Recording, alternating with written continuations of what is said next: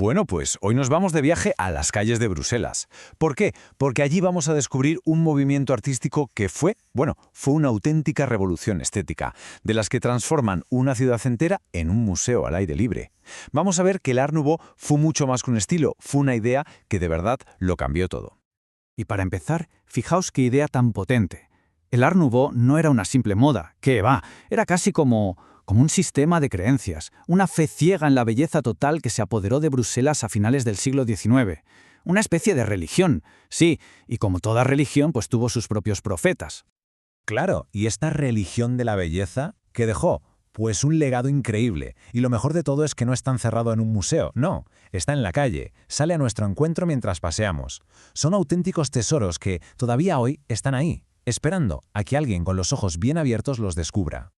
¿Y quiénes eran esos profetas? Pues nada menos que Victor Horta y Paul Hankar. Ellos fueron los dos grandes visionarios que, como se suele decir, encendieron la mecha, y fue una mecha de lo más corta porque su influencia fue tan explosiva que en poco más de 10 años se levantaron cientos de edificios con este estilo tan nuevo y radical.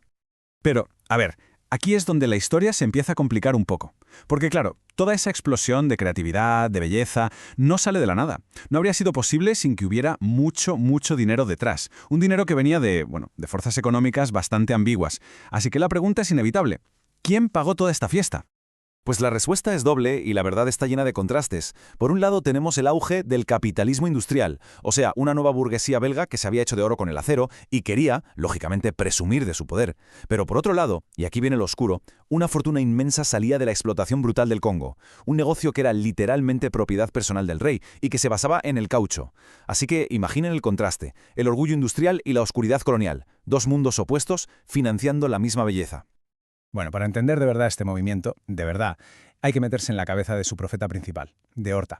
Y no hay mejor forma de hacerlo que colándose en su casa, en la que fue su casa y su estudio, que hoy, por suerte, es el Museo Horta. Venga, vamos para adentro. Y lo que define a Horta, por encima de todo, es esto: una obsesión total y absoluta por la belleza. En todas partes, no solo en las fachadas o en las escaleras monumentales, no, en los detalles más pequeños, más humildes. Pensemos, por ejemplo, en una simple manilla de una puerta, algo que usamos sin pensar. Bueno, pues en sus manos eso se convierte en una joya, una pequeña obra de arte que sigue ahí, perfecta, más de 100 años después. Pero si nos fijamos bien, lo más alucinante de este sitio son sus secretos. Porque Horta no era solo un artista, era un inventor. Un poco excéntrico, la verdad. Detrás de toda esa belleza escondía una mente súper práctica.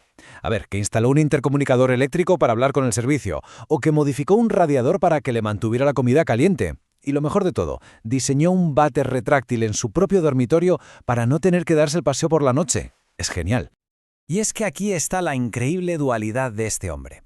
Lo que veían sus invitados era un arte elegantísimo, sublime, pero lo que él vivía en su día a día eran soluciones súper prácticas, casi inventos del TVO para sus problemas cotidianos. Era un genio del arte, sí, pero también era una especie de ingeniero de andar por casa. Claro, y esta dualidad no era solo cosa de su casa, ¿eh? Definió toda su carrera y de alguna manera todo el movimiento. Se enfrentó de lleno a una de las grandes contradicciones de la época, la pregunta del millón. Su arte, ¿para quién era? ¿A quién servía? Y la contradicción es que es brutal. Por un lado, Horta era el arquitecto favorito de la burguesía más rica. Les construía unos palacetes de lujo increíbles, a los mismos industriales que se forraban con el acero y con el Congo. Pero al mismo tiempo, era un tío comprometido con los movimientos obreros, tanto que fue él quien diseñó la sede del Partido Obrero Belga. Nada más y nada menos que la legendaria Casa del Pueblo. Y aquí llega la parte triste de la historia. Porque esta obra, que era monumental, un símbolo de la lucha obrera hecho por el arquitecto de los ricos, fue demolida. La tiraron abajo en 1965. Una pérdida tremenda, irreparable, que nos enseña lo frágil que es todo este legado. Es que, al final, igual que sus edificios, el propio movimiento Art Nouveau fue increíblemente frágil. Tuvo una vida muy corta. Fue como una explosión de creatividad, sí, pero un fogonazo. Intenso, pero muy breve. Si miramos las fechas, es que es alucinante lo poco que duró.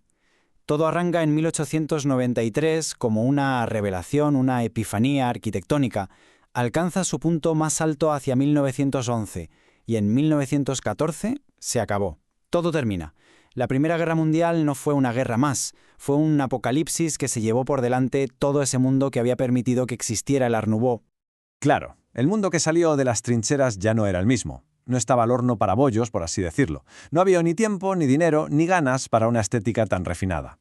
Así que ese estilo, que había sido lo más de lo más, la vanguardia absoluta, cayó en el olvido. Y casi a la misma velocidad con la que había aparecido, empezó a desaparecer bajo la piqueta. Pero, ojo, que no todos son malas noticias, ni mucho menos. Aquí es donde empieza nuestra propia exploración, porque por suerte sobrevivieron auténticas joyas, sitios imprescindibles que se pueden ir a buscar por Bruselas. Apunten, el Hotel Tassel, el Hotel Solvay, el Hotel Ciamberlani, la casa del otro gran profeta, Paul Hankar, la casa Hannon. Cada uno de estos sitios es un trocito de historia, una pieza de un puzzle alucinante. Al final, de esto va todo. El Art Nouveau no es solo algo para ver en los libros de historia, es una invitación a salir a la calle y explorar, porque ahí fuera, en medio del caos de la ciudad, hay fachadas, portales, ventanas, que son verdaderos tesoros. Esto es Bruselas y solo hay que tener ganas de buscar. Así que la pregunta final queda en el aire, para quien se atreva a responderla paseando, ¿qué otras maravillas estarán ahí, esperando, escondidas a plena vista?